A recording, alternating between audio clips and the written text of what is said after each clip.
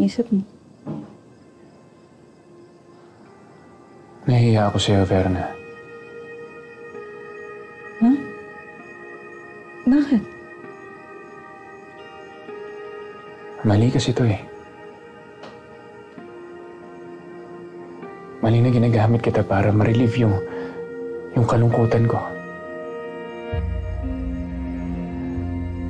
Mali na ginagawa kitang parausan na outlet para mawala yung galit na nararamdaman ko kay Shaira.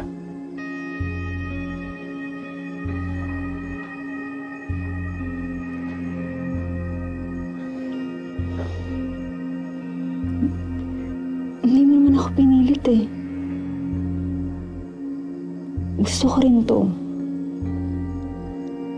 Kaya huwag mong iisipin na mali to.